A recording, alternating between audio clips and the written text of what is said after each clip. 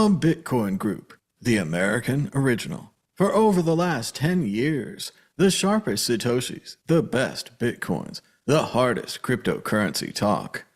We'd like to welcome our panelists, Ben Ark from LN Bits. Hello, everybody. Good evening. And I'm Thomas Hunt from the World Crypto Network. Moving on to issue one. The price of Bitcoin is $86,694. That's $1 for 1,154 Satoshis, just on the wrong side of the 1,000 Satoshi barrier.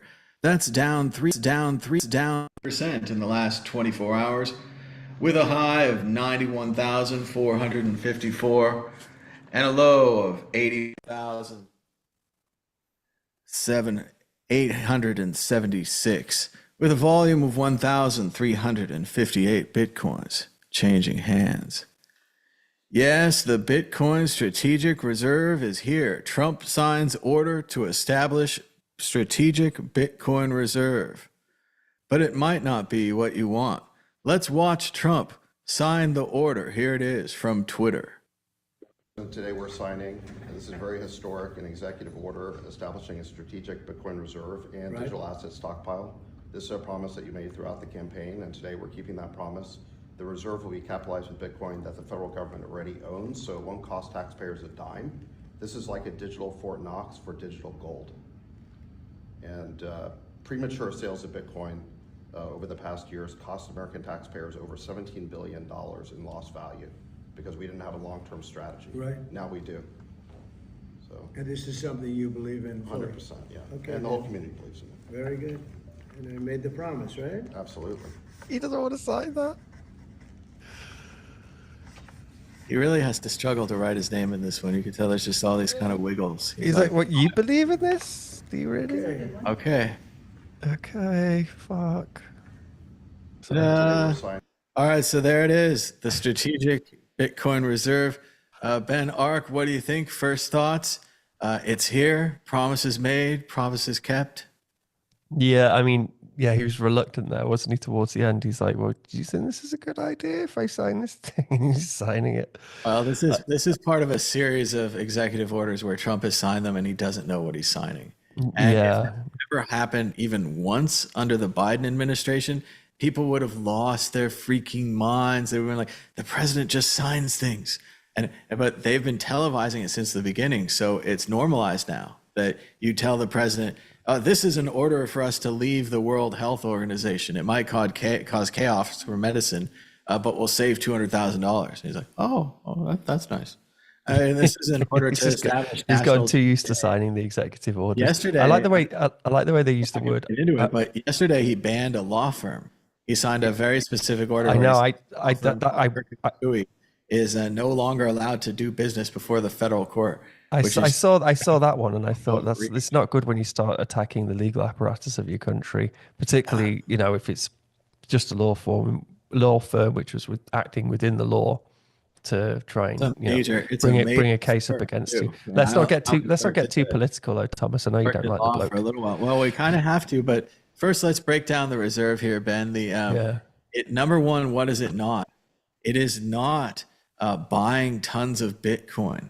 Everyone thought that this strategic crypto reserve would lead to lots of Bitcoin buying, which would then support the market. Initially, even just as early as 3 or 4 days ago, when Trump announced this with his tweets, he announced that they would buy Cardano, Solana, Ripple, might have been some others. I don't think Trump coin was in there. And then he tweeted later, of course, Bitcoin and Ethereum would be included.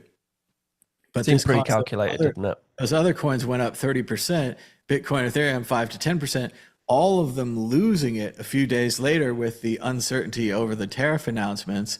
And now this is the supposedly a thing to just keep the seized Bitcoin. Now, a reminder for everyone on the seized Bitcoin. If Ben's reticent, I'll go first. I'm ready on this one. Go for it, man. I mean, I would like to, before you start, I would like to say, when I started working with you on this show, however many years ago it was, could you imagine us having this conversation? Really? I mean, it is incredible the journey we've made where, you know, we were talking about some exchange in some random part of the world which was hacked and lost a few coins, and that was like the news cycle for Bitcoin for the next couple of weeks or month of that period. And now look at what we're talking about. It's really quite incredible. Well, I remember when the story of the day was like some sandwich shop in Hungary accepts Bitcoin. And we'd be like, sandwich shop, you got to go here. Is anybody near here? And no one ever was. But, you know, 5 people would shop there and that'd be it. But on this one, first of all, it's this bizarre idea, again, that they're going to keep the Bitcoin that's been seized. So a crime has been committed. Bitcoin has been seized by the government. And now, allegedly, because of this order, they're going to redirect those funds. Now, previously, historically, what they would do is if this was taken from someone, like if someone robbed a bunch of jewelry, they would take back the jewelry and they would, you know, sell it and give the proceeds back to the victims. They'd be like, oh, here's for all the victims, victims restoration fund, or they would try to resell it, those kind of things. It wouldn't be collected like the drug dealers' boats or the drug dealers' Monets, the drug dealers' watches, any of these things. One could say, we need a strategic art reserve. The United States has stolen a bunch of art since 1960, and we could have just held that art. The same thing for land, although the United States does own a lot of land, so that is an interesting one. But it just seems very bizarre and kind of cherry-picked to do this one. It's been covered incredibly negatively in the press. Just to remind you guys of the outside world, I know we like to stay in the crypto bubble. The outside world, the same world that hated the Ross Ulbricht being freed, they also hated this, even though it's not even what you want.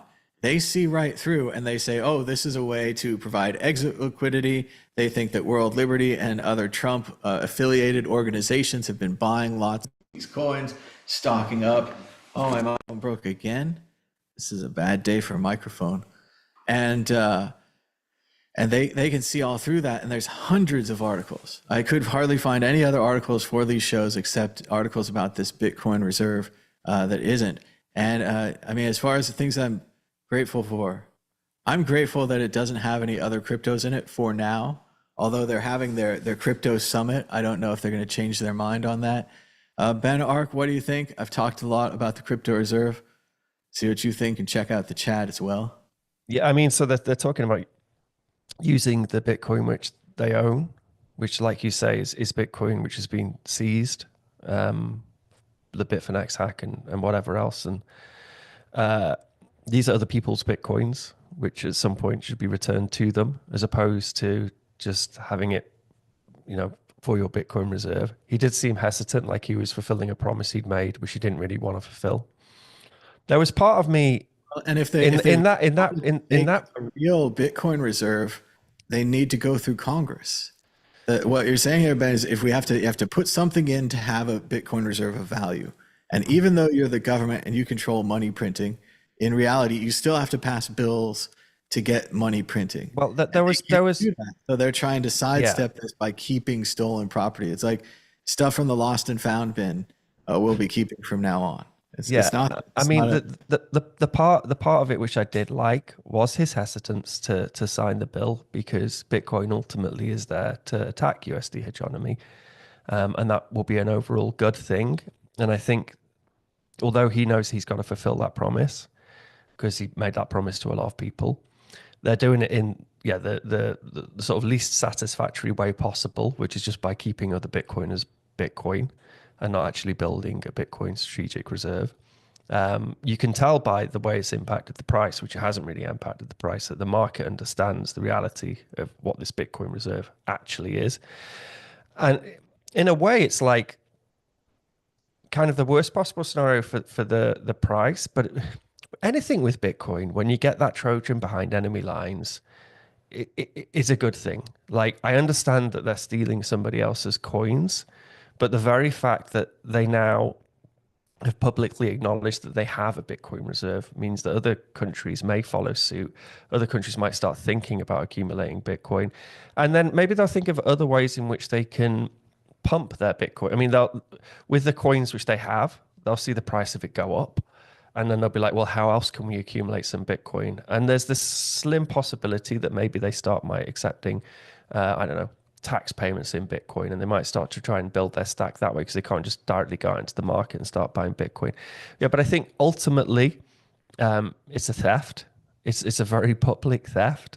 And the way in which the market has reacted to it is it understands the market seems to be saying that it doesn't think this is going to be the thing which is going to pump Bitcoin.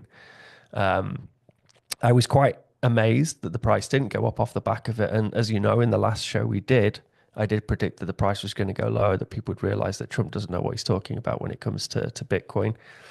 The market's pretty wise. But I mean, Bitcoin has a huge market cap now. So to actually move the price should take a lot. And I think that partly the pump which we've had has been based off the back of the FOMO and the news cycle of just a president being in power who made that promise that they would build this Bitcoin strategic reserve. And then we've got kind of like probably the worst possible version of it. But the silver lining is that he was reluctantly signing that executive order. He didn't like signing it. It hurt him. And if he had a choice, he wouldn't be signing. He'd be like, no, I'm not going to sign it, but I've made the promise, so I have to sign it. And that's what fills me with a little bit of hope that he's aware of how powerful Bitcoin is when it comes to flattening the power dynamic of reserve currencies across the world. Bitcoin is a apolitical reserve currency. Is Bitcoin's ultimate power like an apolitical way of countries being able to send value to one another? Because if you have a country with their currency as the world reserve currency, that's very dangerous, as we've seen with the US and the Brits when they had the British pound as the world reserve currency. They get up to all sorts of shenanigans. But yeah, I mean, it's an interesting time for Bitcoin. As I said, we've come a long way, Thomas. I missed that sandwich shop in Hungary. Oh, it's so hard to say that there's any hope there, because so much of this breaks the whole idea of the American system. The president isn't supposed to be just transactional, where you pay him and you get what you ordered out of him. He's supposed to do what's right for the country. That's supposed to be part of the calculus, but we don't see that here. We also see. I mean, I hate to say it, Thomas, but your country's very different now. So the rules have changed, my boy. You're now living under King Donald. It's a dictatorship. You have to get used to it. Well, they paid and they got their reserve though. But it's similar to everything else. They get this cursed reserve. It's that monkey paws wish, where yes, you get the powers you want, but it comes with crippling, horrible deficiencies. Just like this, there's no path to expand the reserve. There's no plans for a congressional reserve. And I suppose it's just going to be a talking point where they quote again and again. They're like, oh, we made this much on the reserve, but we could have made this much on the Rolex watch reserve or the Monet painting reserve. But yes, Ben, outside of this show, people are crowing and celebrating. Trump has delivered on his promise. The crypto people are 2 for 2. They got Ross Ulbricht freed. They got a Bitcoin reserve, and they got a special meeting in the White House. Do you know what it reminds me of? It reminds me of when we get whatever new billionaire pops along into the Bitcoin ecosystem and everyone lauds them as some new great thought leader and praise be the new billionaire who should tell us what Bitcoin is. Like when they come along, usually in this show, we're reluctant to give them praise. And then give it 6 months, give it a year. They stab us in the back, they screw us, and they weren't Bitcoiners. And then we're like, well, we did say, and it's not much of a surprise. Oh, look, you can't trust the billionaire. Oh, look, you can't trust the neoliberal or the monopolist who controls everything. Oh, look, you can't trust this. Yeah. It's all about priorities and time scale. Remember that the internet was built, our current internet was built by the worst people for the shortest amount of money for the most advertising. Facebook and other people built us this internet as quickly as possible so that it could serve their advertising needs. If we look at this in the same way, we haven't built long-lasting Bitcoin coalitions, people who understand Bitcoin, people who understand the reasons why these things make sense. Instead, we've snuck to the front of the line and bribed our way up there. We bribed off everyone else in the line, and now we're there. Just as the Ross Ulbricht thing didn't end the drug war, this doesn't end the Bitcoin war. Yeah, Ross, absolutely. I saw with a senator, with a representative, Thomas Massey, recently, and it was really strange because Ross wasn't there as like a hero of this experiment, this libertarian experiment that tested the drug war, you know, all those kind of things. I don't know why he was there, but yeah, go ahead, Ben. Sorry, I interrupted you. No, I mean, what we should be fearful of is there's a few attacks you could do to Bitcoin. I mean, Bitcoin's never going to die, never going to get rid of the thing, but you could significantly impact its progress and all the good work we've done so far. One of those is a fungibility attack. So if Trump now starts to realize that Bitcoin is in fact an attack on the USD and USD hegemony, and then he initiates a fungibility attack, which is that he says within US markets, and you can use Bitcoin, it's fine, but you can only use clean coins. Now, that creates a fungibility attack in that you have different prices for different coins. Suddenly you have a whole bunch of Bitcoins which are trading on the market for X amount, and then you have a whole bunch of Bitcoins with shadier histories or obfuscated histories through coin mixes, which trade for less of an amount. That has always been Bitcoin's Achilles heel until we get privacy on the base chain, is the fungibility attack, because it just simply breaks it as money. You need fungibility in money.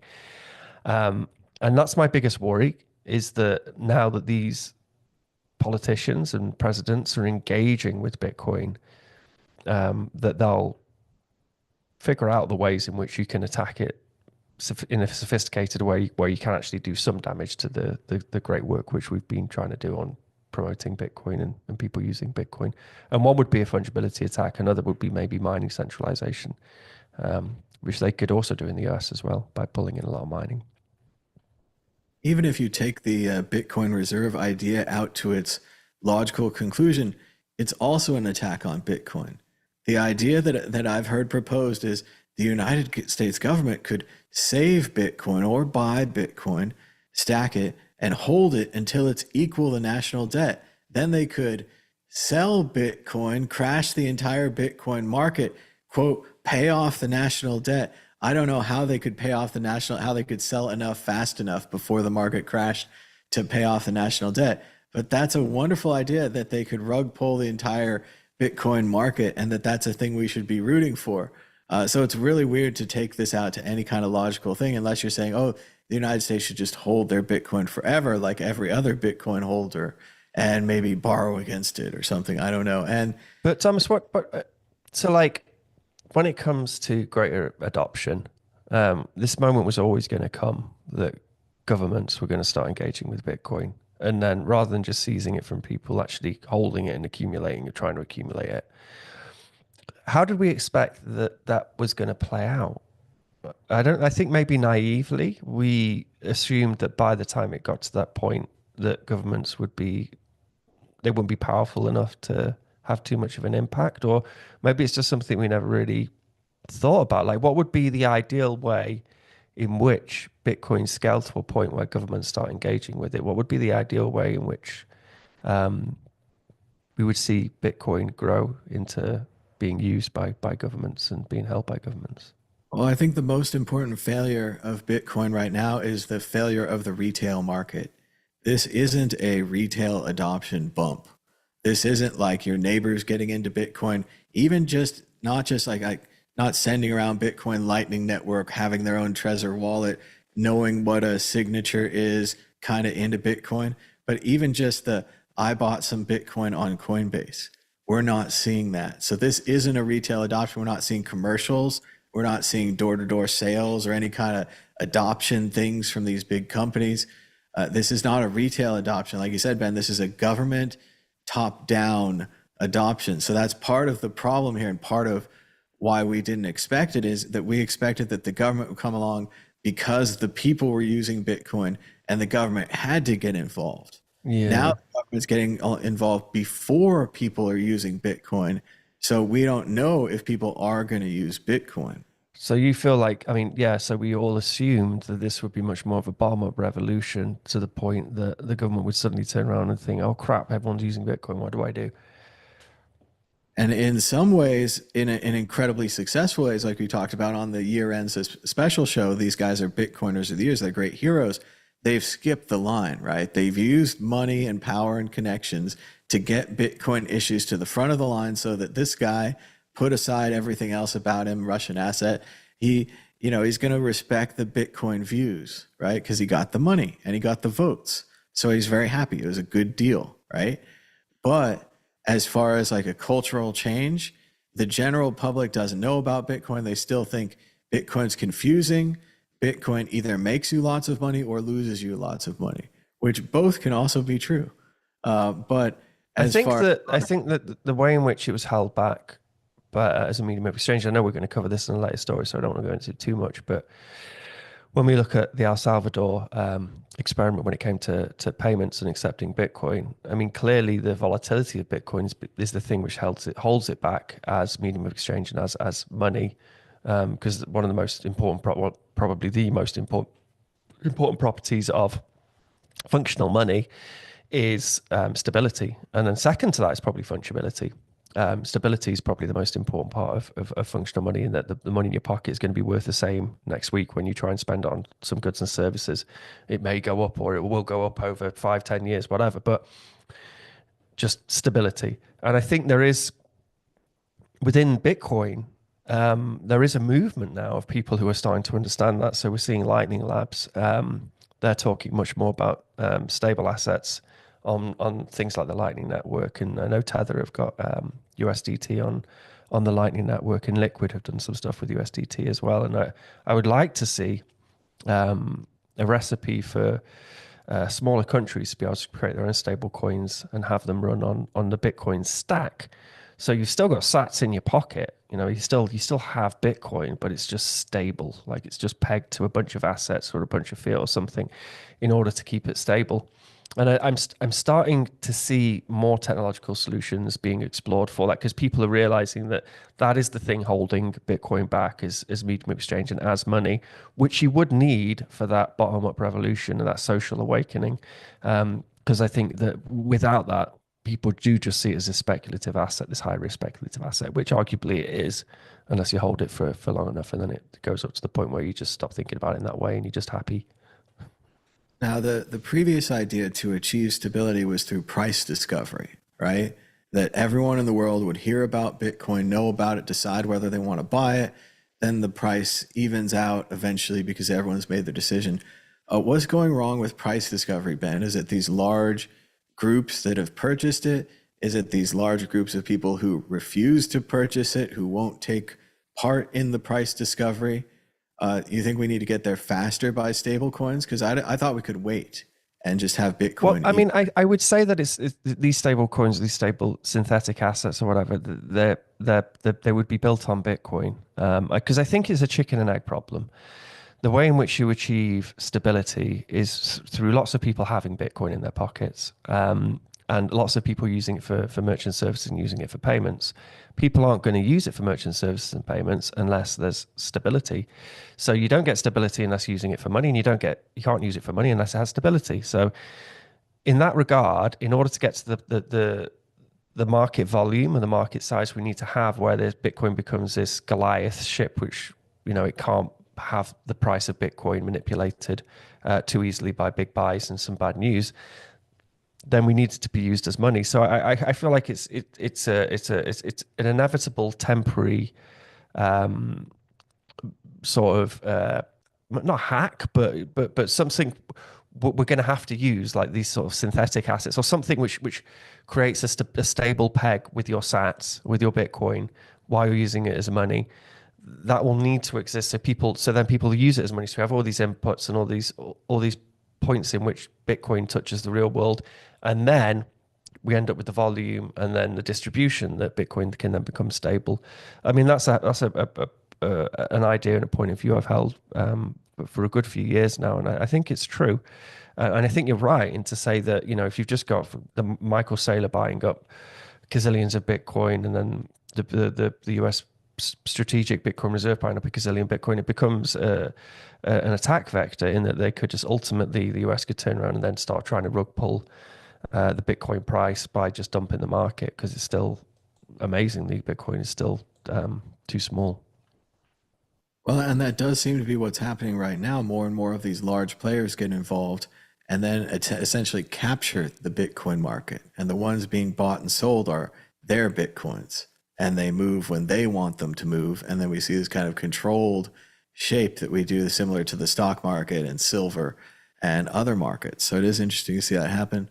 I mean, particularly when the people holding those wallets are in cahoots, you know, they're you got your Trump and your Michael Saylor in their little WhatsApp group, and they're like, "Hey, it's now the time." Especially recently, in the last week or so, we've seen tariffs were on, tariffs were off, tariffs were on, tariffs were off, and from the outside, it looks very confusing and unplanned. But if you were on the inside and you knew just a few minutes before that those tariffs were on or off, you could make a lot of money. Well, that's the same as that Trump tweet, isn't it? It's like, it would be too obvious if I go and buy some of these shit coins, but I'm just saying, go buy helium or whatever it is. And then he tweets out, oh yeah, we're going to build a strategic helium reserve. And then helium's price goes whoosh. And then an hour later, he's like, right, okay, have you sold? Good. Okay. Right. Yeah, of course, it's going to include Bitcoin and Ethereum. So it's the ultimate tool for someone who wants to make a quick buck and manipulate markets, which is I think why it's very attractive to someone like Elon Musk with all his Doge pumping. And well, it's been an incredible string since Trump coin, Melania coin, Eric coin, Donald Jr. coin. I think we're up to at least 4 of those. But going back to the topic on the strategic reserve, even though it is a very small strategic reserve, it's the lost and found booth, the leftover criminal Bitcoin of strategic reserves, almost it's like a gambler's fallacy of reserves, Ben. Do you see that? Where like it's a small role for the United States, and it's the kind of thing where they're going to say in 5 years, if it's a success, they'll be like, oh, we bought $5 million worth of Bitcoin. Now it's worth 100 million. If only you'd let us do that with the entire $5 trillion, we would have had 100 trillion. You know, this kind of like small role fallacy.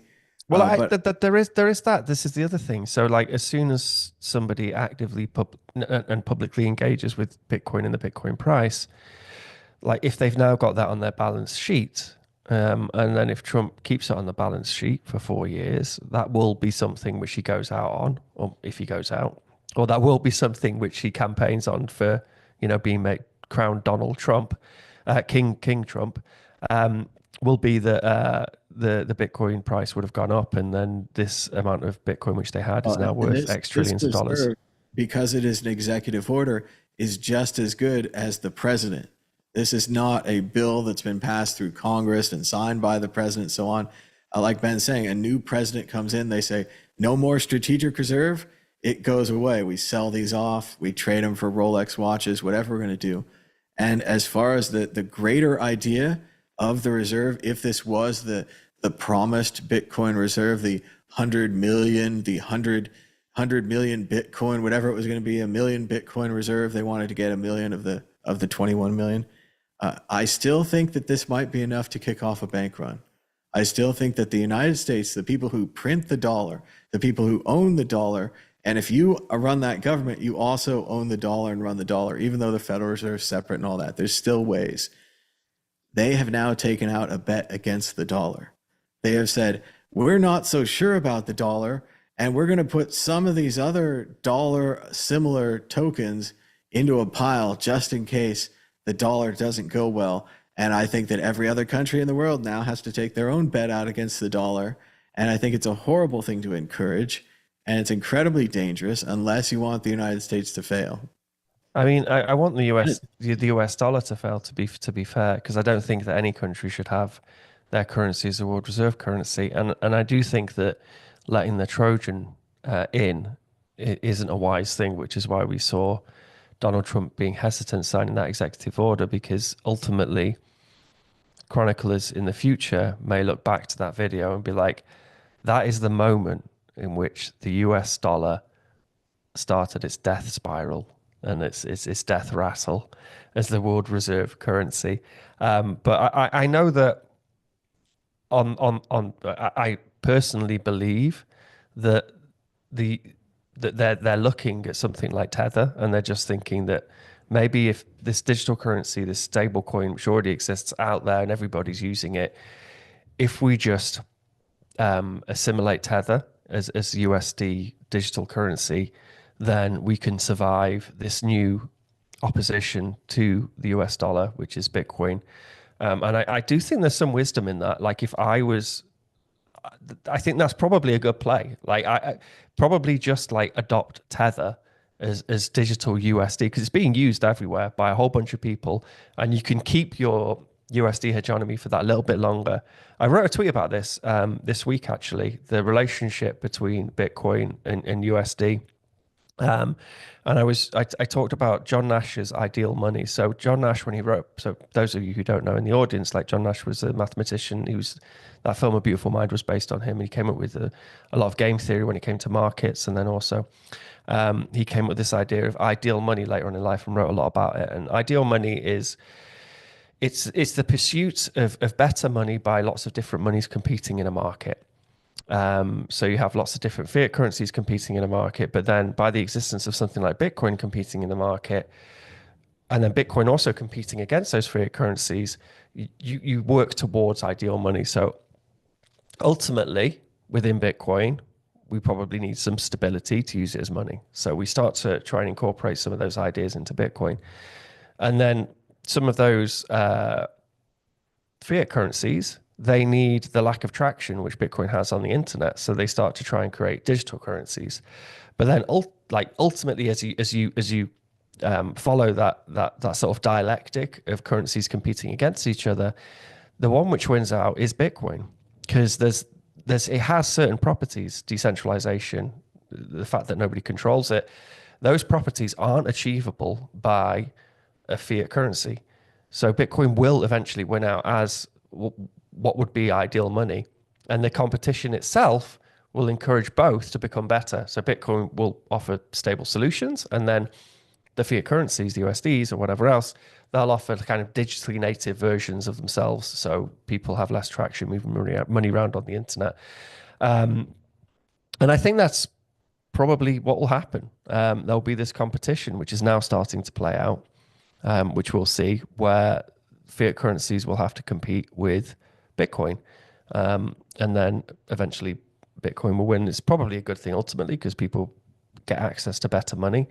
But as soon as we can move towards an apolitical world reserve currency, the world will be a much better, safer place.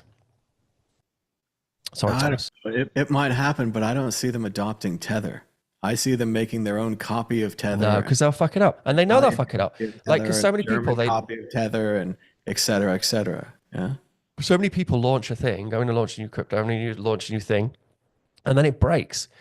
The good thing about Tether is it works, and it's been working for years, and there's already trillions of dollars worth of Tether out there, or hundreds of billions of dollars worth of, but probably $1 trillion worth of Tether. I won't be surprised. I don't know what the statistic is. Yeah, but a lot of people use Tether. As the government value, right? I don't value that it works, and I definitely don't value that there's trillions of it out there already. I want something I can control. I want something I can say this many, Well, they can control it. So like the Tether is based against the USD when it comes to its stable peg. So part of the agreement between maybe Tether, the company, and the US government, if it were to adopt Tether as the digital USD, would be that they would take control of Tether, the Tether which is out there, but then they would kind of try and keep that stable peg in some mechanism. But it's out there, people use it, and like Tether's used. They have to make a deal with the Fed, and they have to say, well, there's a printing limit on how many dollars you can print, because otherwise the Fed could drown Tether in dollars, right? Yeah, perhaps. I mean, so I was speaking to a Bitcoin core dev about this, and he was saying, because he's worked quite actively trying to encourage Bitcoin adoption in some of the poorer countries in, say, Africa, for example. And he was saying that it's an uphill struggle because everyone who would use digital currencies, they just use Tether because it's stable, and subsistence wage people just need stability. So I feel like, I mean, everyone always we always kind of assumed Tether would implode in on itself, and it never did. And I now feel that, like, for the US, it's probably the last hope to keep the USD as world reserve currency. So we'll see. That's my prediction. We are still in a golden age of cryptocurrencies, Ben, where you can link up your Bitcoin account to your bank account. You can buy and sell. All of this will be gone when the government realizes and bans Bitcoin. Going back to the original ideas with the Trojan horse, remember, it was bad for the people of Troy. They brought the horse inside their wall. It was filled with Greeks. And when you let the Greeks out on the city, see, Ben's out there and the libertarians are out there like, they're going to get rid of the walls. The Greeks will get rid of the walls for us. Troy will be fantastic. It'll just be like Troy without the walls. But along the way, they just tear through all the peasants and all the businesses and all the animals and the horses and everything that you have. They just burn it all down. And it's very chaotic and very destructive. Whereas if we were really smart people like Gene Hackman last week, and we thought of what a smarter person than us could do, we could say, can we create a situation where there's a soft landing for that Trojan horse, where we all know it's coming, but we all prepare for it and we glide and we casually switch over, right? And we don't just, throw one of them out and bring the other one in or anything like that. We casually switch over. And that's what we wish we could do as smarter people. Instead, we're probably just going to wait until time runs out and there's no choice anymore. And then we'll make our switch and then we'll say that we always meant to switch the whole time. We still have an exit question before we go on and more talk about reserves. Ben Ark, do you think that a Bitcoin reserve sounds strange? Countries have already been stockpiling helium, maple syrup, and cheese. What is the silliest reserve? Ben Ark, helium, maple syrup, or cheese? Of course, I think Canada is stockpiling maple syrup. They make a lot of it. A lot of countries probably stockpile cheese. It's a major output. Helium is also, it's a scarce asset, so there's not that much helium out there. So you should all stop using helium balloons because it's actually a fossil fuel. There's not, isn't an infinite supply of helium. Mylar balloons land on power lines, cause power outages. Even here in Las Vegas, major power outage recently. It's a fun article title, but I think all of those three things are very justifiable reserve assets which a country should stock. Maple syrup, it doesn't depreciate in quality like it. You can keep it for years. It's sugar. It's basically honey, so you can keep it thousands of years. Cheese gets better with time. Helium is a scarce resource on this planet, so it's only ever going to go up in value. Probably cheese, I would say. Yeah, no, probably. No, I like all of them. If I was a country, I would have all three of them. Yeah, I think they're fine too. I just think it's all about distribution back to the people. If the cheese is starting to go bad, they need to give it back to the people. If the syrup has been there too long, free syrup for everybody in Canada. Yeah. And as for the helium, I agree, Ben. It's an incredibly scarce resource. We need to stockpile it. It's an interesting idea. I would say on the USD dollar thing, I would say that don't be scared, Thomas. You're like me. If this were the Victorian times and you were challenging or you were talking about the British pound losing its world reserve currency status, I would be saying the same things. But it's okay. Like, it's a good thing for your currency not to have the world reserve currency status. You know that the clocks will start running and we'll stop running and we won't have tea at 4 o'clock. You know that it won't be the same afterwards. Britain's got to remain the empire. We've got to keep the empire. Bring in India, Britain. But we're about to move on to issue 2, which is pretty much the same issue. Issue 2, Texas Senate passes bill creating Bitcoin reserve in order to move towards a digital future. The bill doesn't say exactly how much will be invested in the reserve, but it does say there'll be a special investment fund outside of the state treasury and that it'll allow them to diversify their investment approach because Texas is having trouble just putting their money in a savings account. Ben Ark, what do you think about Texas, the state, and their Bitcoin reserve? This is perhaps a silver lining. A, it will destroy the USD hegemony. Sorry, Thomas. B, other countries will just FOMO, and whilst other states in America will FOMO, they'll be like, well, I need a Bitcoin strategic reserve, but we already have some Bitcoin. So now Maybe if we just call these stolen coins a strategic reserve, then we don't have to give them back to people. But they'll FOMO, and I can imagine this happening. I can imagine other countries following suit and saying, well, I can imagine Starmer turning around tomorrow in Parliament and saying, perhaps we should have a Bitcoin strategic reserve. And then, I mean, maybe it's a bit of hopium, but maybe in a month or so, Starmer will also say, do you know what? You can pay your tax bill in Bitcoin. We're going to start accumulating some of this Bitcoin stuff. It's a good idea. I watched some early Mad Bitcoins videos. I'm sold. Everybody accumulate Bitcoin. So yeah, I mean, maybe this is the beginning of a domino effect across the world of people making Bitcoin reserves initially for their stolen coins, of course, but then over time they'll be like, well, we need to accumulate more of this stuff because it's going up in value. Let's allow people to pay their tax bills in Bitcoin. Now, I know in the classic book Snow Crash, he talked about governments and corporations being the same thing. And I often say the wrong word, country or corporation, when I try to say it. But we all don't have to just give that up at once, right? We can still separate in our mind and say the government is a thing where we invest together to improve society. A corporation is a thing where we invest together to get the best return, right?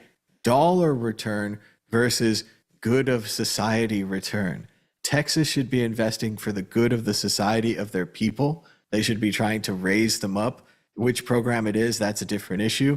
But they shouldn't be investors for the people. The guy in the article mentions, inflation's so high. If you put your money in a savings account, you're barely beating inflation. But unfortunately, as much as I'm a Bitcoin advocate here, also down 30% like the rest of the market, inflation at the savings account doesn't do that to you, man. You're out there, there are goldfish in our pond. We can deal with the alligators and the crocodiles and the sharks. You can't. It's not, and you should not what the government should be doing. It's not your job. If the Bitcoin reserve goes well, the people of Texas have more money. So they could then sell that money and use it on services for their people, parks, better roads, shade, whatever it is, something like that, making their own coin. Shade. It's sunny there, isn't it? I mean, this is Yeehaw, Texas, I suppose. So in that environment, there is no society. There's just individuals, I guess, to quote Thatcher. That's kind of how can they stand? And that's what's all crazy about this is it's always these individuals all of a sudden who want the government to hold this investment vehicle for you. Maybe because it pumps their own bags. I started to read an article. The guy was like, this is all, 3-card Monty and the Bitcoiners have gotten their great trick and they're going to trick everyone so they can all exit. And now for some of the altcoins, that might be true. But for Bitcoin, it's just so much larger a thing to imagine it all exiting on the US government or on the Texas government or whatever it may be. But still, going back life for the Texas people. Going back to one of your original points there, maybe if we do get that domino effect and all these strategic reserves start to accumulate Bitcoin, then that might create a bit of price stability. I mean, unless there's a domino effect in the other direction when the US dumps the Bitcoin, everyone else starts dumping the Bitcoin. Putin's like, yeah, I'm going to dump my Bitcoin too, and everyone's just dumping Bitcoin. Well, and that's the classic thing. The states still haven't seen that meme where it's like Neo and Morpheus, and Morpheus, when you won't have to sell your Bitcoin.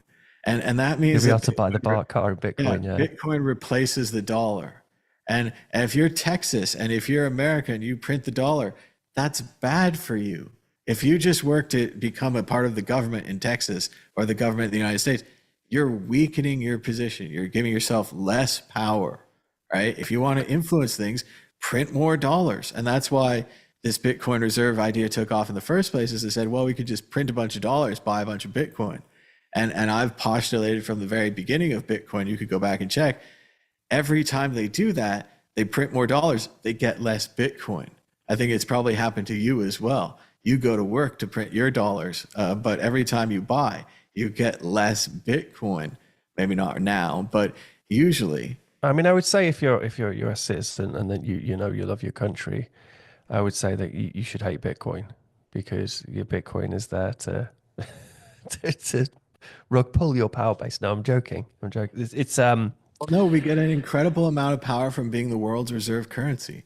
People that are protected by that umbrella, even if they want to criticize the umbrella, have to admit that it's doing a good job of keeping rain off of us. I mean, this is something, interesting. So this is something which has been very topical over the Ukraine, the Zelensky-Trump fiasco, is that Europe has now realized that, since the Second World War, Europe has depended upon the US as its big brother who will come in and step in and look after it when things go awry, and we haven't got the security and the armies to defend like an attack. So the general feeling in Europe is that for suddenly we've been made aware that puts us in a very fragile position if suddenly the US turns around and becomes indifferent to Europe and like the UK, for example.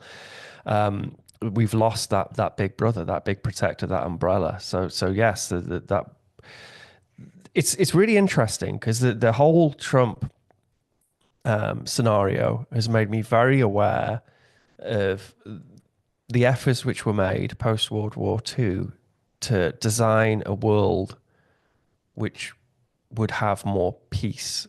And that a lot of those things which were a lot of the mechanisms which were designed into that system to sustain peace are now being actively attacked.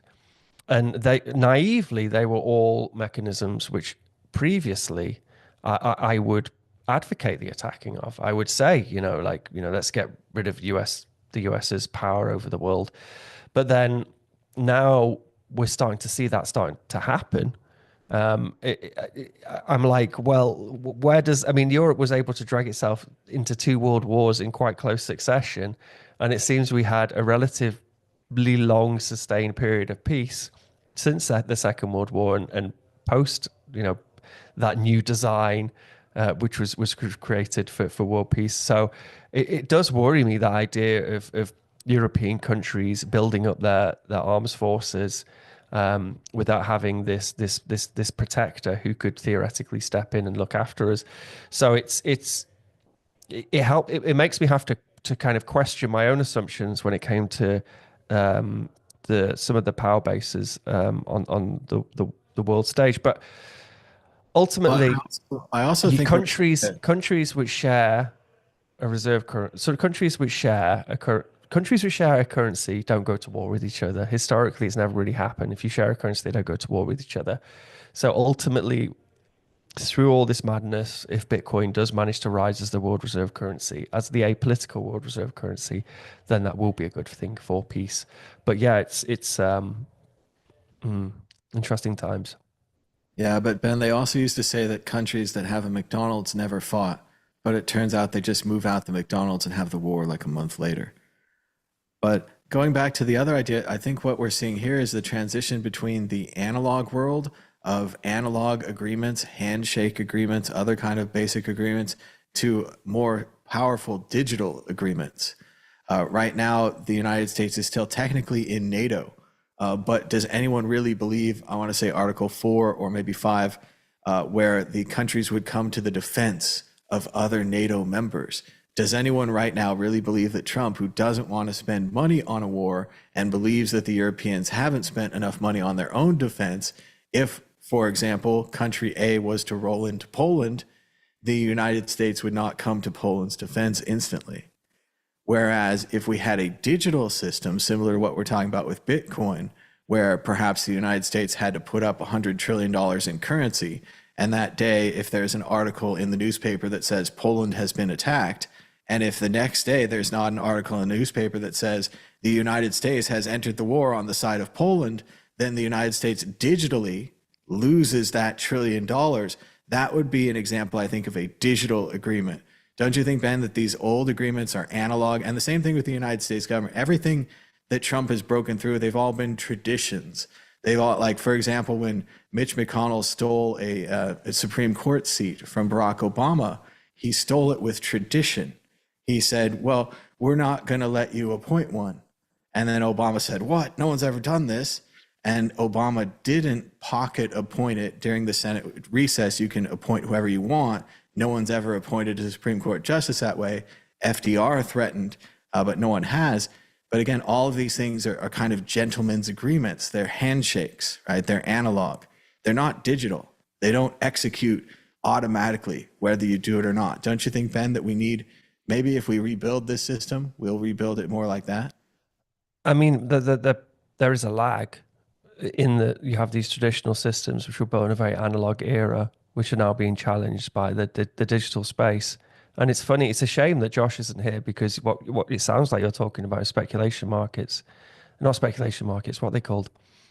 Bugger. When you place a bet on something and then you lose the bet. It's like a prediction market. Prediction markets, yeah, prediction markets. It's a stake. Like we'd all have to stake up. Each country would put $1 trillion in. It would be the $1 trillion agreement. And if it didn't go through, that other country would get the money that could be presumably used for their defense, but maybe they couldn't spend it fast enough if it was coming in. But again, with these governments, they were designed to be slow on purpose. They were designed to be deliberative and to come to a compromise, right? It just happened that one side recently decided not to compromise, then built a media network that fulfilled this, populace that they needed, and then squeaked out victories where now they don't have to compromise. But then it was never designed for no compromise. Well, I mean, but what you're saying is you're talking about forms of democracy which were evolved out of very analog eras where we didn't have the digital space which we now have, like representative democracy, for example, in that you elect somebody who has similar ideals to you for a fixed period of term, and then that's kind of it. Like, they do their thing without trying to piss off the voters too much. They just try and get on and do the thing.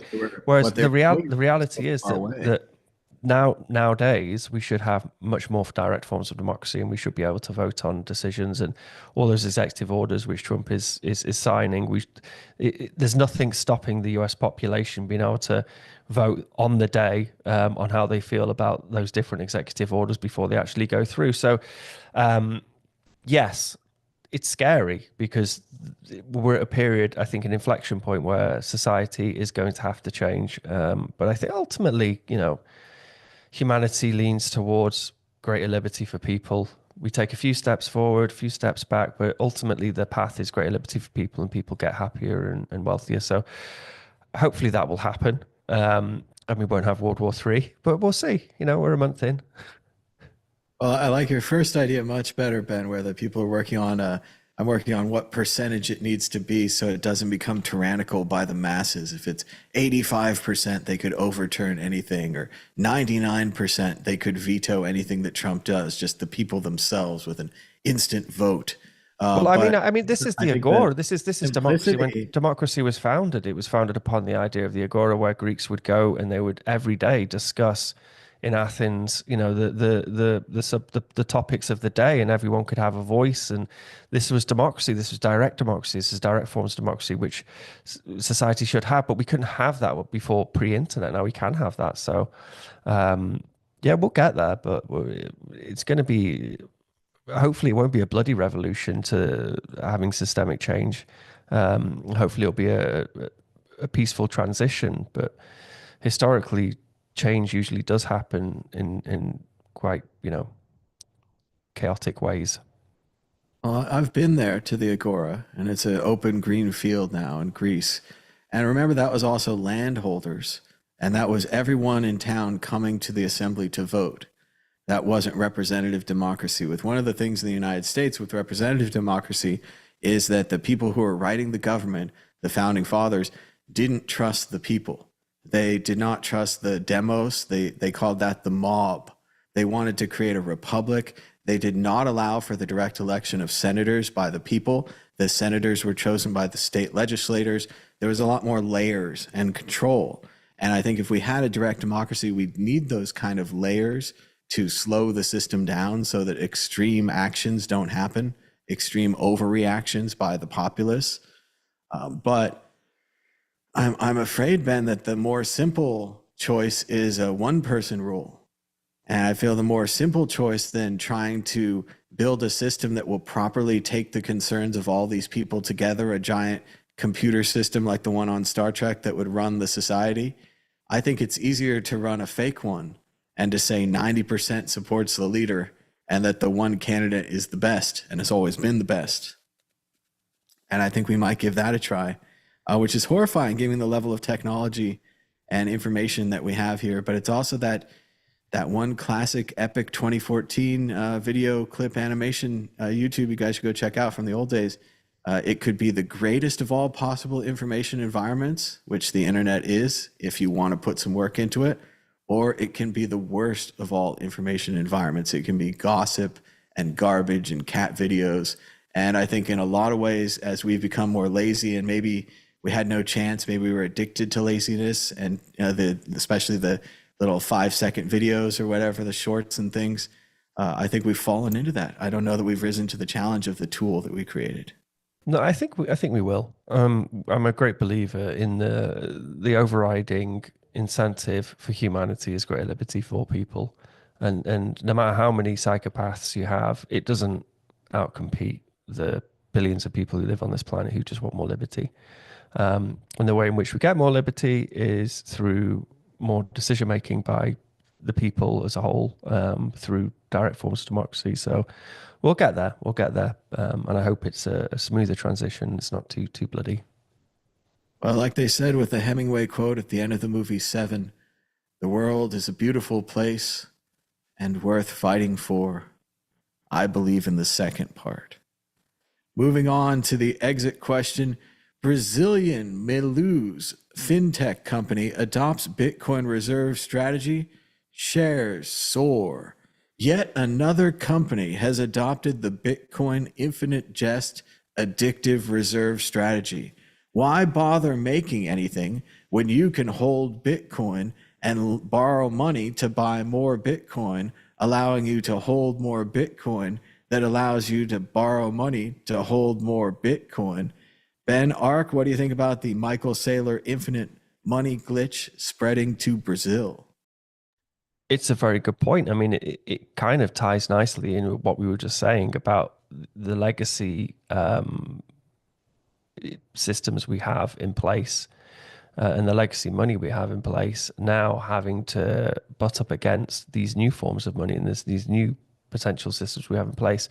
In a world where fiat currency exists and money lending exists, then you can just buy Bitcoin, borrow money against the Bitcoin which you hold, buy more Bitcoin, borrow money against the Bitcoin you hold, and you can create this infinite money printer, which Michael Saylor, geniusly managed to. I feel insane saying it, and I feel like I would have been a run out of every bank in the world trying to borrow money to do it. But at the same time, I see that others have done it, Ben. So it's like a perpetual motion machine. It's a perpetual motion machine, and ultimately, is it pointing towards the fact that our traditional financial system just can't exist now Bitcoin exists, because you can just create this infinite money machine. I mean, and the more MicroStrategy type businesses that are out there, the more apparent it will be that our traditional money system needs to change the way it works, because it can't exist. There's going to be these people who exploit it and take advantage of it, and they just sidestep into the infinite money machine. And I think this goes back to the core and the beginning of the essential Bitcoin belief for me here. Again, I'm a liberal, right? You guys are all libertarians or conservatives or cypherpunks or whatever. I'm still cypherpunk liberal, but the idea that Bitcoin is inevitable. It doesn't matter if you like it or you don't like it, or if you think it's good for the environment or bad for the environment, or you made money off it or you lost money off it, or you think that all the smart people made money but not you, or whatever it is. Whatever your belief is religiously on Bitcoin, it doesn't matter. Like Ben's saying here, its arrival, its existence, the way that the network keeps working, it hasn't been broken technically. I think for a lot of people, there was a big seal there where they're like, Bitcoin will be hacked, it will be broken, people will ban it technically, China will ban it technically, they won't have it happening within their borders. Unbannable, unbreakable, right? Continues to survive.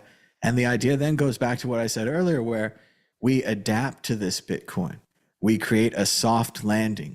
We create alternatives for charity programs and disaster reliefs. We create maybe even Bitcoin funds similar to the strategic reserve, but not if we print the dollar. Like if we print the dollar to buy more Bitcoin. We're caught in an infinite loop there of destroying our own asset. But otherwise, everyone else should be holding the Bitcoin, thinking about the future with the Bitcoin, adapting to the Bitcoin. If you don't, you're going to be left behind. But more likely than that soft landing idea, we're going to do the old crash into the wall thing, because that's what we as a people seem to do. And after we crash into the wall, there'll be pieces of everything everywhere, and we'll have to try to pick it up and see if we can fix it and what kind of things we can still fund. And I just can't guarantee things that way. And it comes back as well to another large book that I read recently, the Foundation series by Isaac Asimov. And what Asimov talks about with these psychohistorians, psychology mixed with history, is that they've plotted out the future with kind of like a computer system, but like a big graph. And they're like, the future is going to do this. And they say, well, the empire is going to end. The bureaucratic center of the empire is too big. The empire is going to end. So there's two ways to go. We can have a soft landing for the empire, only 10,000 years of darkness, or we can have a hard landing for the empire, maybe 1 million years of darkness, right? A lot more people hurt. And I see that with Bitcoin, both from a government and a business and a finance and a technical way. We can work on the soft landing together, improve things for everyone, or we can let it crash and then try to pick up the pieces later. Ben, what do you think? Have you read Foundation? No, but I mean, I think you're right. I think you've just got to accept the fact that this thing exists and the world has changed. And as I mentioned before, with John Nash's Ideal Money, it's competing with this fiat dichotomy we've had for however long, and yeah, the world has to change and adapt for Bitcoin, and ultimately it will be a good thing because it is an apolitical money which people can use across the world, and that will mean that there's less conflict in the world, and that'll be a good thing. But just like everything else, there's going to be more conflict before there's less conflict.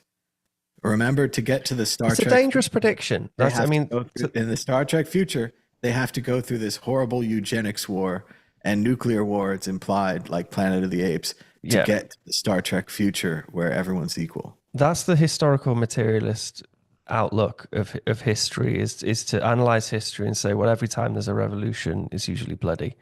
And this is where Marx went wrong, in that he predicted that the shift from capitalist mode of production to socialist mode of production would be a bloody revolution, and then it almost empowers a bloody revolution, because then someone comes along and says, well, okay, well, let's make this bloody revolution happen.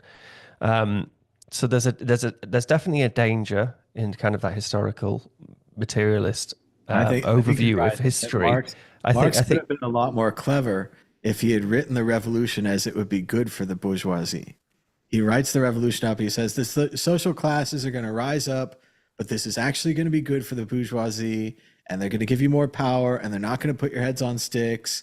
And if he'd just written it like an opposite thing, because you need to provide a soft landing for everyone, not just. Well, I think where he fell short in the idea of a socialist revolution, which is what Bakunin pointed out to him, was that by advocating for the rebrocracy, by advocating for the people to overthrow the bourgeoisie, you'll be replacing these corrupt forms of power which you're trying to rightfully rally against.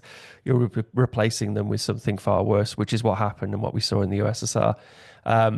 So yeah, you want in that context, you would want widespread formations of cooperatives outcompeting companies in a free market, as opposed to people taking to the streets and sending all the managers and the business owners into the fields and to the gulags.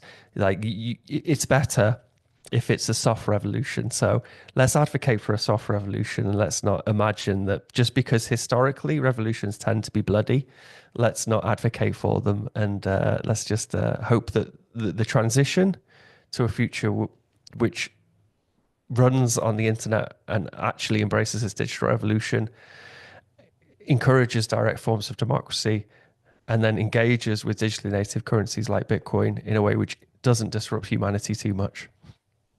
See, and it's all the same thing we were talking about earlier. We want the Bitcoin revolution from the ground up, where every citizen, every person has Bitcoin on their phone and they're all excited about Bitcoin.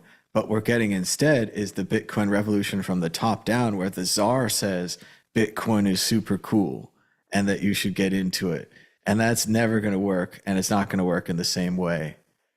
So it is kind of interesting. But I think we're well off topic here, Ben. We want to tell the people the true exit question, the answer to all things, so that people know where to invest next week. The Bitcoin predictor ball. Ben Ark, you must first predict against the ball. Will the price be higher or lower this time next week for Bitcoin? And while Ben's muted, you can tell us in the chat, what do you think? Higher or lower? Tell us in the chat. Give us a thumbs up down below. Ben, are you still with us? He's looking at the charts, I think. Sorry. It's too late. I was making my prediction. He's drawing one of the triangles. No, yeah. So there's a 9 after an 8, and that became before the 3, which means that it's definitely going to be. I actually think it's probably going to be even or a little bit higher. Last week, my prediction was absolutely spot on, and I made a point of tweeting. Oh no, sorry, it was the week before.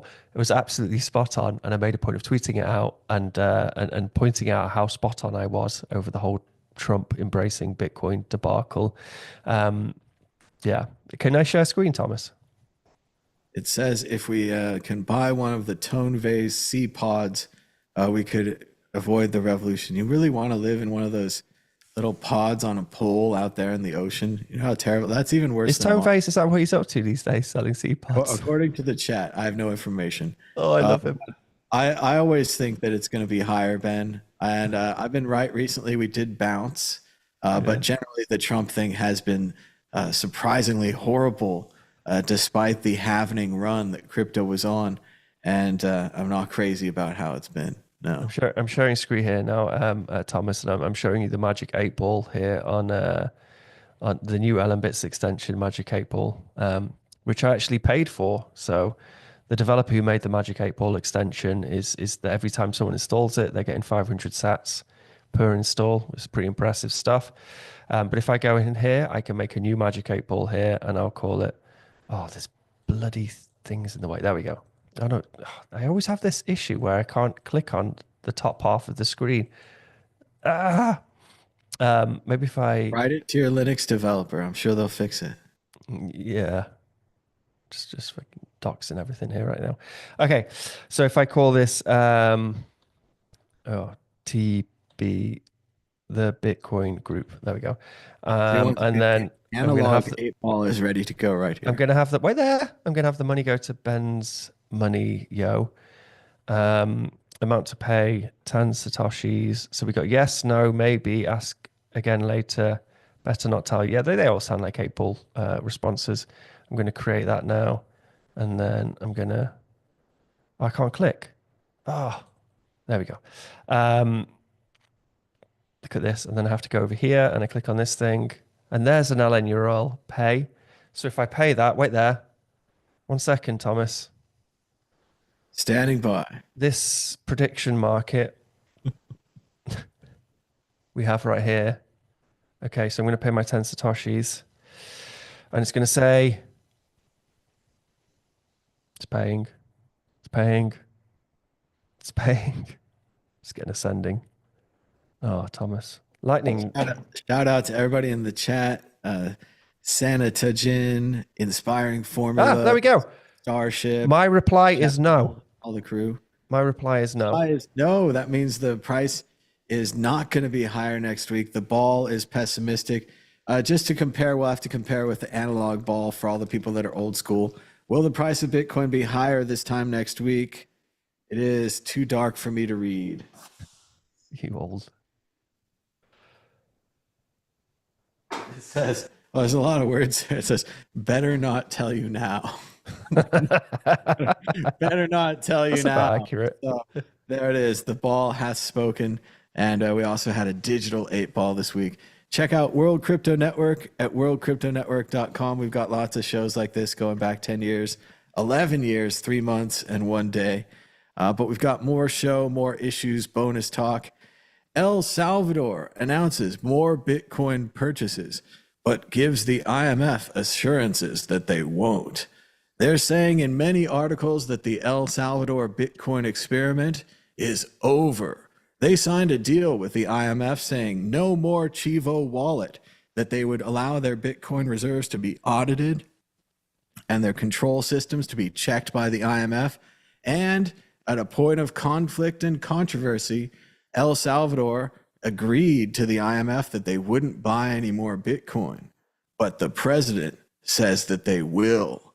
Ben Ark, what do you think? Is the El Salvador Bitcoin experiment over? And is the president really going to buy more, or is he just posturing, having signed the deal with the IMF? I actually was very depressed about the whole El Salvador experiment, and it made me sleep in. I spent a much of a day kind of in bed in worry over the El Salvador experiment, because I went to El Salvador. I went to El Salvador a bunch of times. I remember when it started, and we had the Lightning conference there, and I had a lot of high hopes. And my assumption for El Salvador accepting Bitcoin payments was that someone was going to swoop in and that we would have some stable medium of exchange on Lightning and on Bitcoin. I thought it was going to be a Blockstream or Lightning Labs would swoop in and build this thing. And then they would have like an El Salvador dollar, for example, which, talking to El Salvadorians on the ground, I think would have been received very well. Ultimately, it's about 90% of that country is unbanked and they don't have access to a digital banking economy. And then if they do get access to that digital banking economy, and if the sats in their pockets are called an El Salvador dollar and it's pegged to a basket of fiat assets, whatever, they would embrace that just for the cultural association. Maybe they, we culturally as Bitcoiners, we like Bitcoin, so we want to use it. Whereas for the average El Salvadorian, they don't. All they want is a stable medium of exchange. They want something which isn't going to have any traction. So I kind of assumed that was going to be built. And then nobody built it. And I lumped myself in with, the sorts of people who should have probably built this thing. So I'm not just accusing people of not putting in enough effort for trying to build this thing. There are loads of great projects who tried to go out there and try to help the Bitcoin adoption phase in Bitcoin in El Salvador. But yeah, it was a real missed opportunity, because I really feel that what happened in El Salvador, it should have been a blueprint. It should have shown the world that this country with the highest murder rate in the world, with one of the weakest economies in the world, can accept something like Bitcoin, accept it as a money and as a medium of exchange, and then bootstrap their economy so everybody suddenly has access to digital money. And I feel that we fell short of that task. We had that one job to do and we failed them. And I do feel incredibly bad about that. And I don't feel that opportunity is going to happen again anytime soon. And it's just a real wasted opportunity. And now what we're having is Bitcoin for El Salvador is much more of a strategic reserve. They just have their Bitcoin holdings and they're treating it more like gold. You don't have to accept Bitcoin as legal tender now in El Salvador. And that's a shame. That's a pity. And I wish we'd done more work on making it more accepted. And if someone had built the El Salvador dollar on something like standard sats or stable sats, whatever, then, and if people could have just had that in their wallets, in their Lightning wallets, then they would have used Bitcoin throughout the country, because they would have been proud of it. There would have been a sense of pride over them having this superior technology where they can send and receive payments. And we didn't do that. And it was a real shame. Over the IMF thing, I mean, there is also the way in which it was rolled out wasn't ideal. Chivo wallet was historically incredibly bad. 1/5 of every payment would fail, and the locals would call it the Chivo tax. So not fail, but you would send the payment and then it in the wallet. It would acknowledge the payment, so the person who's receiving the funds wouldn't know that they've actually got the money. And yeah, I wish that I'd gone there for longer and I'd worked in El Salvador more, just building the stable medium of exchange on Lightning as sats, using something like standard sats, and made an El Salvador dollar. But now, so the IMF has said that they're not allowed to use Chivo wallet, which probably isn't a bad thing because it was a piece of shit. And they also need to have their Bitcoin reserves audited, which also probably isn't a bad thing because who knows how they're storing the Bitcoin. And that they can't accumulate more Bitcoin, which Bukele's clearly doing. So I don't know. I mean, like it's he's gone for this IMF loan. Maybe the IMF will just overlook the fact that he's accumulating more Bitcoin. I know that Bukele felt betrayed by the Bitcoin community for not supporting this Bitcoin bond idea with the ridiculous volcano city idea. Like, why wouldn't you want to invest in a city situated next door to a volcano? But I don't know if you remember, like when we had the crazy price pump and everyone was excited about El Salvador accepting Bitcoin. The thing which really, honestly, the thing which the market reacted to and made the price crash was the announcement of the Bitcoin bond, and that they were going to mine using volcanoes, and that they were going to build a new city, a Bitcoin city, because it's like the market reacted as, oh, okay, this guy's insane. If he turned around at the time, and don't forget Samson Mao was there. Oh, I mean, around on stage like Elon Musk, and they were talking about how invincible Bitcoin was, and it was all the pumpy, the pumpy CEO mentality. I think it did a disservice to the adoption of Bitcoin in El Salvador. But for anyone who went to El Salvador, it was like, great, you've got this, you're accepting Bitcoin, you're accumulating some Bitcoin, use the money you make to just improve somewhere like because San Salvador is a beautiful city, and it really doesn't take much, just like a couple of weeks on each street to bring it up to standard as a sort of, where we'd be in a European or a US city or something. So there's not that much investment which needs to be made, but the idea of just creating this Bitcoin city, that's honestly when you saw the Bitcoin price back in that pump in whatever it was, 2020, when you saw it drop, was when the world looked around and thought, okay, this guy's actually insane. But anyway, so it feels like a failed opportunity and a wasted opportunity where we should have, our job as developers and Bitcoiners was to give these unbanked people the best payment experience they could possibly have, help them with their remittances, getting money into the country from wherever country they're, in the US or wherever else. And then for people who had the Bitcoin in that country, just be able to send it and spend it in a way where it kept its stable peg and had some cultural association. Our job was to just create the best money experience using the Bitcoin technology stack. It was possible then, using the technology stack, to build what El Salvador needed, and it's more possible now to build what El Salvador needs. But we didn't do it, and it's a failure on our part. Because that really was partly. I know it was mandated from the president of El Salvador, but on a world stage, that really was kind of like a bottom-up revolution, in that it was one of the world's poorest and most violent countries accepting Bitcoin for payments. And I feel like we kind of we failed in that task. So I am sorry, El Salvador. We'll try harder next time. There are so many startups that are mandated by the government turn out so well. And as far as the other thing with El Salvador, well, I agree, Ben. They shouldn't have been exposed to both the downside of the Bitcoin price and the upside of Bitcoin price. That's far too much for people in a developing country to deal with. They can't be expected to be hedging or savings or bringing their money in and out or having different streams of money. If you give them money, it needs to be relatively stable.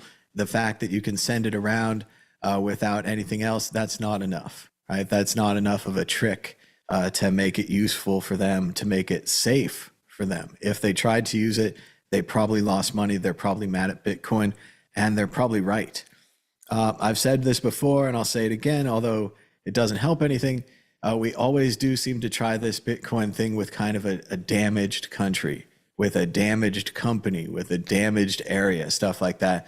We never try it somewhere that has computers, somewhere that's technological, somewhere that's maybe small, maybe somewhere like Japan. They have a lot of computers, they have a lot of devices, they have a technological population. Maybe we could try something like that there. Chivo wallet, it was bad. It had to be. It was a local product. The same thing, Ben, if they'd tried a stable-backed El Salvador coin using only El Salvador people, the real thing that you want, and you want it from the outside in hindsight, but from the inside, is you want these carpetbaggers to come in with a ready-to-go, on-the-book solution of El Salvador coin and just to stamp it on there.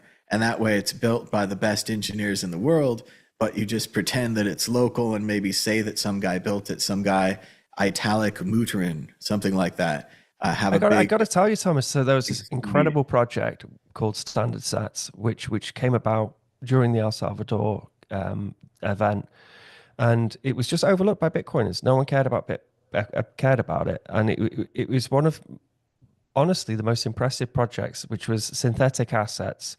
So it kept its stable peg through high frequency trading of sats on a lightning channel to an exchange, and then exchanging it for fiat currencies. And it kept its peg. It worked, and they got so little support. It pissed me off. Like, they didn't get any grants, no VCs invested in it, and I thought, this is the fucking solution right here. Like, ultimately, we'll have more sophisticated forms of localized stable coins on Bitcoin. But this idea of a synthetic asset where you can have a stable peg to a fiat currency or a basket of fiat currencies, but even a basket of assets. So it could have been, El Salvador could have pegged it to the price of coffee, for example. Like, that existed. Like, developers, hardcore, cool as shit, Lightning and Bitcoin developers worked on this project, and they had no support. No one was interested in the project. No one understood the power of that project.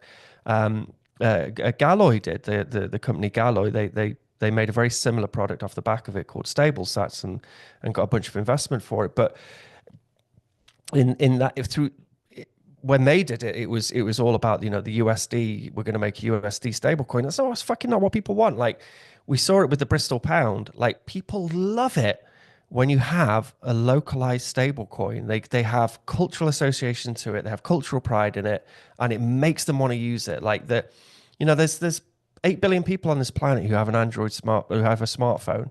Like, it is possible for people to do digital payments. Like, all those people, there's that 90% of people who are unbanked in El Salvador, like 90% of them have a smartphone and they can use digital currencies.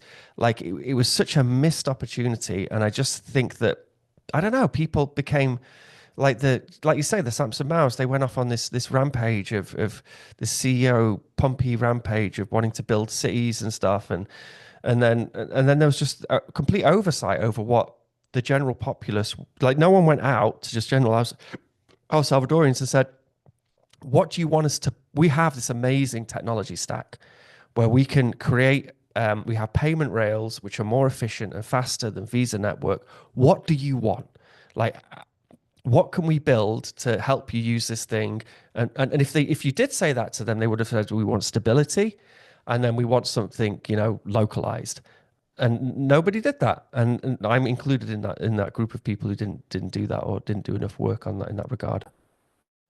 Well, I think part of the reason that the people didn't do that or didn't back that project is they didn't see a cut for themselves in it. It's really about where are they going to get their percentage. And if you build a system that's too good, a system that works on its own, or a system that can be upkept for a very small amount of money, it's not going to fit with their plan, because they need a system with large upkeep. They need a system where they get a large percentage every month. And it just seems like that was the thing. And the same thing with why they would build by the volcano instead of rebuilding the existing city. They own the land by the volcano. They don't own the land in the existing city. They'd be fixing up someone else's land. They can only fix up things that they own. Similar to all back in the old day when Coinbase arrived, instead of building an open Bitcoin exchange or something open source or something like that, We built the closed Bitcoin exchange, the Facebook of Bitcoin exchanges, and we went from there. And then we said, well, can we build a worse one? You know, we can build a Binance, we can build a distributed octopus that moves around the world, and so on and so forth. And there's more there. Going back to this, I never went to El Salvador, so I don't have Stockholm syndrome like Ben. I'm not crying for the people and the beaches and the wonderful tacos and whatever else happened to you. Papusas, baby. Papusas, not tacos. Papusas. Whatever, they're all the same thing, but I'll get in trouble for that too, but I'm sure the pupusas are great. But I've been against this the whole time. Bitcoin never needed to be identified by a government. Bitcoin never cared that it was identified by a government. We don't need great men. We don't need great countries to spread Bitcoin. We have Bitcoin itself, which is great. And Bitcoin being spread person to person, man to man, software. And there we go. The only thing I was wrong about is that there was no giant rug pull by friends or family or the government. There's still time. Time is not running out. The IMF thing also could help. Maybe they have to bring the money out into the open, Ocean's 11 style, and they snatch it. And there's a big car chase. I will say that Chivo was so incredibly bad, and I did hear rumors that it was Bukele's brother who was running the company, the Chivo company. Allegedly rumors. So I wouldn't be surprised if they lost some sats. Like, we work on a Bitcoin wallet, Lightning wallet, and there are hackers out there and they will attack you. I would be very surprised if Chivo wallet hadn't lost money at some point. So yeah, when it comes to proving that they have the money which they say they have, or they say they have in Chivo, if IMF hold them to that, then I think they're going to really struggle. Well, remember, the other point of Chivo Wallet was that they could print a voucher. They said they were going to give every person in the country $10 in Bitcoin. And if you actually line that money up and sent it to accounts, that would be a lot of work and that would be a lot of money. It's a lot easier to say you get $10 in Bitcoin. Then only if you claim it do I have to send you the money. And then it's even easier if I don't send you the actual Bitcoin, but I put a $10 credit in your Chivo account, which again just breaks Bitcoin. And when you do things wrong like that from the beginning, people get used to it being broken. If you look at the beginning of Curio cards, I was reading about our project again, we put all the Curio cards into the vending machines. So if you want to buy them, if you're from the company, if you're from wherever, you buy them from the vending machine. So it's a fair start. And if you start things fairly from the beginning, people will expect fairness. Let's keep going. We got a couple more issues. We're kind of running long today, Ben. Issue number whatever. Craig Wright hit by general civil restraining order in the United Kingdom. What does that mean? Well, according to this, it says he cannot file new lawsuits in any UK court, county, high court, or court of appeal without explicit judicial approval. Given his past, this would be ultra difficult to get. Ben Ark, it looks like it's over for Craig Wright. No more ability to sue anybody, even if he has a white powdered wig.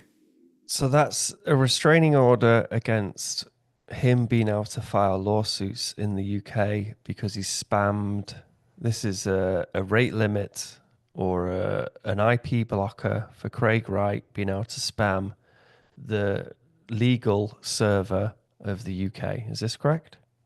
This is punishment for misuse of the network. I think specifically, Craig Wright, they talked about scammer. Presented false evidence. Well, let's not say that. You're allegedly a scammer. Craig Wright's a scammer. We can say it now. We can say it in the UK. Okay, legally, we're allowed to say no allegedly nonsense. Craig Wright, you're a scammer. Fuck you, Craig Wright. Fuck Craig Wright. Fuck Craig Wright. We can say as much as we want now because he's not allowed to have legal action against anyone. We shall sing it from the towers, the castles. He didn't invent Bitcoin, and he's not Satoshi Nakamoto.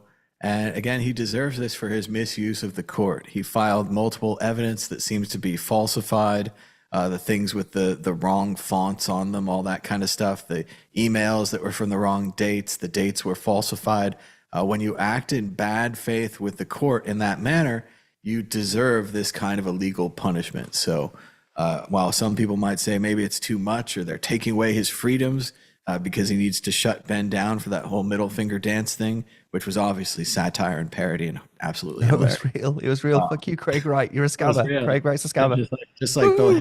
Like, I'm gonna leave and run around in the streets shouting Craig Wright's a scammer. Really smart, the anti-marketing dollar. I'm a coward though. I mean, Peter McCormack said it when it was cool. You know, when it was when you could still be sued from Craig Wright, which you can't now. So he did, and Wright has lost that power. But that's about it for that issue. We got a couple more. According to CoffeeZilla on YouTube as well as Twitter, he says Sam Bankman-Fried's plan if he got caught. Laughing out loud. Go on, Tucker Carlson.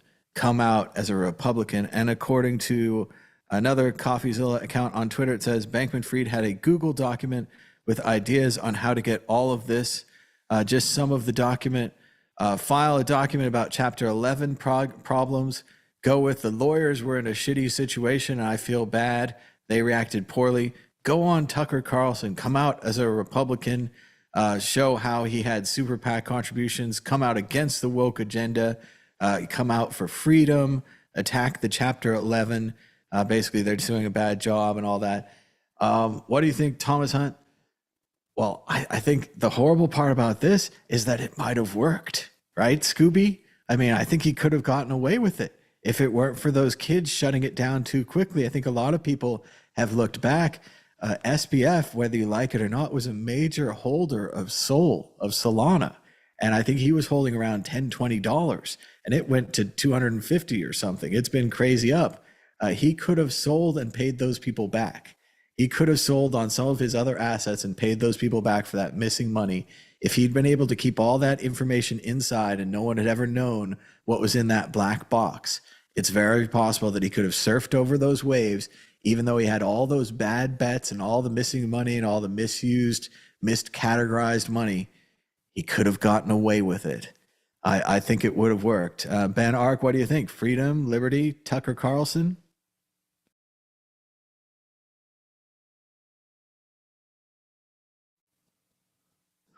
Ben is sharing screen. He's playing Warcraft.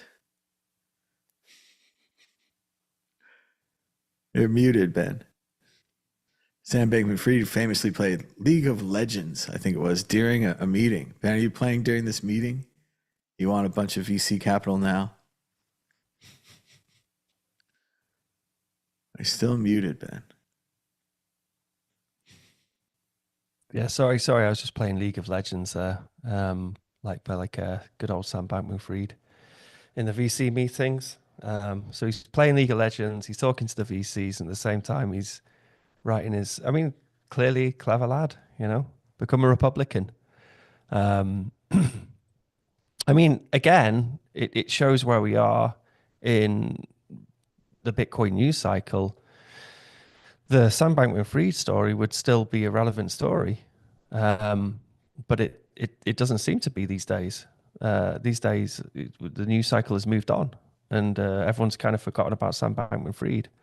And but it is interesting that he had this document which he created in case he gets busted. And yeah, it's quite a find in his Google Docs. How did he get access to the Google Docs? CoffeeZilla. It's tough to say. It might have been in the trial. Who knows? But yeah, I think if he could have gone away with it. I like the part, come out with a strong anti-Binance message. That's very good. I like the bit which was like leak this document. It's kind of Inception. It's like you see the document being leaked and then you read the document, which then says leak out this document. And yeah. I would say the only update that we've had on the SBF story lately has been that his parents are requesting a pardon. And similar to the Ross Ulbricht case, they think that Trump should just pardon him. But that's again, remember the Trump decisions are not based on moral decisions. He didn't pardon Ross because the drug war is over and it was all a mistake. He pardoned him because he was paid.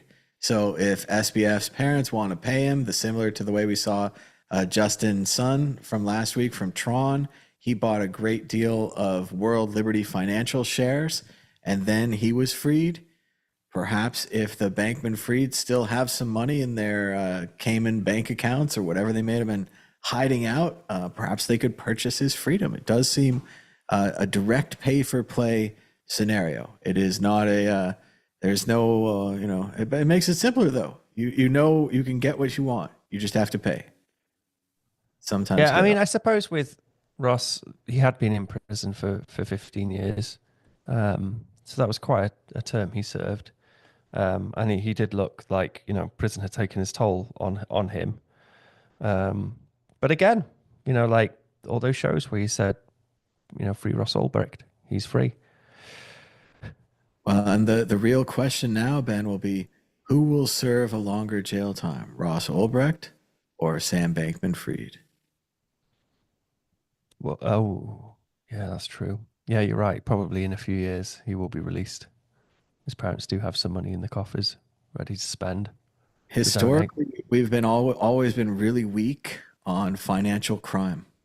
The Ross Ulbricht story, for as much as it's an internet story, he makes a website, he's committing Bitcoin fraud, all of those things. Some drugs are sent to some people and some people get sick.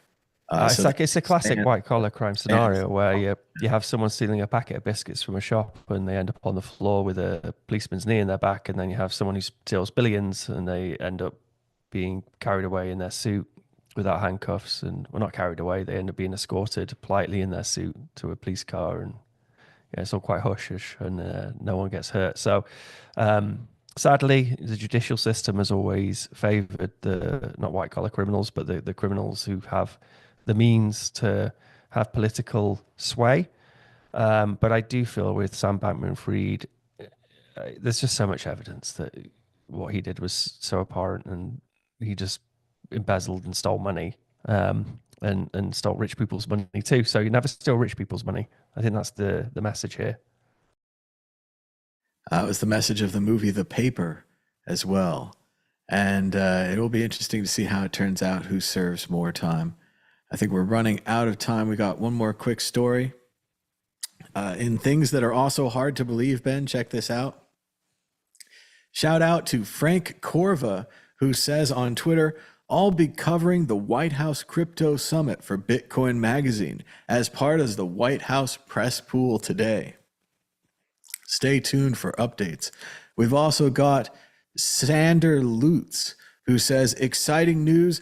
I will be reporting on crypto from the White House for Decrypt Media moving forward and on the ground representing the industry at today's Crypto Summit." Just incredible, amazing to be in this time where crypto reporters are in the White House, I assume just for the Crypto Summit. But for all I know, they could have added these guys to the regular White House press pool, and they're going to file reports regularly. Ben, just really quick, what do you think on what it is to have come so far? Even if we're in disagreement with this administration, they're allowing in crypto reporters. Amazing. Now, Thomas, I've heard that you have a back channel to Mad Bitcoins, and I would like to ask why he isn't also being recruited for the to the White House press, whatever you call them. We obviously should have asked. We have if they were going by just years of experience in Bitcoin media, we have the most years of experience. So that would have worked. I think maybe if you reach out to Mad Bitcoins and ask him. It's so cold in Washington, D.C. You probably have to live in Virginia or something and take the metro in. It sounds very inconvenient. The White House press pool also is literally on top of a pool. William Howard Taft used to have a pool under there, and they built a floor, and they have a floor on top of it, and there's no more pool. Is that what it is? Is that why it's called the press pool? No.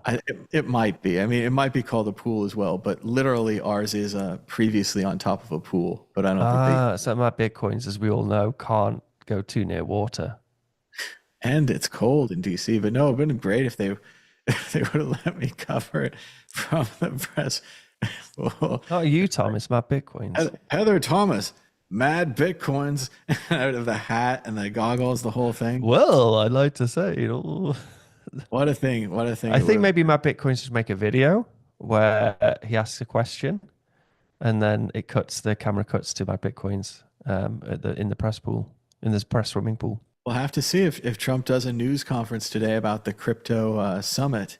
If they say anything good, maybe we can bounce off and bounce into it. I mean, you could have yes, Mad Bitcoins. What would you like to ask? And then it turns to Mad Bitcoins, and he's like, "Oh, I'd just like to say that curio cards I've heard should probably be in the Bitcoin strategic reserve." And then you can stick it out there on YouTube. They did one of those today. It was let's see if I can pull it up. It was Vitalik, and he was in the Oval Office, and he was wearing a Curio Cards T-shirt. And you know how it is in this world of deep fakes and everything. You know, you can believe what you want to believe, but I look at this and I believe it's real. I look at this and I say, he's never looked better. Has he got an erection? No, I don't believe it's Vitalik. He looks pretty flat, but how cool. He does have Curio Cards. That's good. Good stuff. I think, Ben, we're running out of time. So do you have a prediction or a story of the week? Go ahead. Not really, man. I mean, it's been one of them weeks, to be honest, where I've just been walking through sludge, so I've got nothing to show for it. Prediction, no, I've got nothing. Prediction, I mean, hopefully the world won't end before next week's show. That's not my prediction, but my hope for next week. A whole 7 days, like keeping the government. Nuclear war. I mean, there's that book, isn't there, by that? Who's that author? You'll know, Thomas. You're a well-read chap. That book about the Third World War and the nuclear war and how it lasts 2.5 hours, and then humanity's set right back. Do you know the book by a female author? It's basically the scenario of when someone fires the first nuke, and then the Third World War takes 2.5 hours for humanity to be ended. No, I think that just reminds me of the old quote where it's, World War II was fought with missiles and planes, and World War III will be fought with thermonuclear weapons, and World War IV will be fought with sticks and stones. That's Einstein, wasn't it, I think? Yeah, that kind of idea. But going back to the positive, Ben, we want to stay positive here at the end of the show. The Big Lebowski was released on this date in 1998. How about that? The Big Lebowski, 27 years of Lebowski. Just an amazing film. If you haven't seen it, I remember I was there watching it in the theater with my buddies in college, and our entire row was just cackling and laughing, like bended over, like in pain from laughing too much. And the rest of the people, and there weren't that many in the audience, there were 5-10 other people, they weren't really getting it. They weren't getting it the way that we were getting it. So maybe it takes a certain kind of person to enjoy Lebowski, but it's a great film, The Big Lebowski. Many people have said it's perhaps a metaphor for American immigration, the melting pot of cultures, as the Polish man, Lebowski, Karabatsov, Donnie, so many others, the Jesus, the Mexican man, Liam, the Irishman, so many people mixed together, Pilar, et cetera, et cetera. Truly a great American film, The Big Lebowski. All fighting the Germans. Exactly, all fighting the Germans, World War II, the nihilists, the whole thing wrapped in The Big Sleep, the classic Humphrey Bogart film. And just fun, it was a beautiful film. There's the one rule in filmmaking is you don't use narration unless it's The Big Lebowski. The Big Lebowski could use narration. Any other film you can't use. It's cheating. You should just tell the story through the lens and through the script. But The Big Lebowski pulls off, in cinema history, just the best narration. Well, I still love narration. I think it can be lazy and it can be a cover. Like in Blade Runner, they redid the film with a narration to try to fix it, and in many ways did fix it. But with Lebowski, that's the other interpretation. It could be the immigration melting pot, everyone coming together, even Maude with her fake British accent, the American fake British people coming together, is that with the narration, the narrator represents the West. Sam is the cowboy. He is the Old West. And the dude, the surfer, the stoner, the laid back character, he is the New West. So we see the cowboy meeting up with the dude. And those are some of the best scenes, the two scenes at the bar, where he says, "Do you have to curse so much?" He wouldn't have cursed so much in the past, but the dude doesn't understand that. And also in the introduction, when he says, "Dude," a name that no one would self-apply where I come from. Because, dude and a cowboy means an amateur, means a dude ranch, children playing on horses. I kind of thought that isn't he God in the film? I always thought that he was God. And Lebowski, yeah, he was, because he was kind of God. No, is that not right? I always see it as a Western analogy. In the beginning, he is the tumbling tumblewood. He is the old cowboy analogy, and the cowboy represented the West. And that now the West is represented by Los Angeles, and Los Angeles is a melting pot, and kind of the king of the Los Angeles, the laziest of all laziest, is the dude. So this kind of slacker character is the icon of the West now, not the cowboy. The dude abides. Because he's a slacker. He doesn't care. I mean, he's the exact opposite of the big Lebowski, who is a businessman and who is also a fraud, right? If we take the big Lebowski as Trump, he is a false businessman. He is perhaps even not even in the wheelchair. That could be a fraud as well. But as Maud says, the money was all mother's. He inherited all the money. So he is a fraud. Whereas Lebowski, he might have 89 cents on a check at Ralph's. He has no money in his banking account. He doesn't know how to pay his rent on time. All of these things as a slacker, but he is authentic. And I think that's what Sam Elliott, the cowboy, sees in Lebowski when he hands it off, because the cowboy should disagree with the slacker. In many ways, there should be a conflict there, but it's a smooth handoff, right? He sees the value of the dude. He sees the inherent goodness of the slacker. The virtue in the dude compared virtue to and laziness, the Tao of Steve. And he allows for the culture to be handed off. And since then, well, in many ways, though, maybe we're being punished for the dude, for being so hands off, for being so laid back, allowing the government to go Soviet. Maybe if we had a more cowboy John Wayne type attitude, we would say we shouldn't allow our country to do this. But the ship has sailed. So maybe I'm going to go watch The Big Lebowski. I think everyone should celebrate the Lebowski. We're running out of time, so thanks to everybody for joining us. Give us a thumbs up down below. Hello to everybody in the chat. Send us a wave if you made it this far, and subscribe if you haven't already. We'll be here again next week, at least until they stop us. So until next time, bye-bye.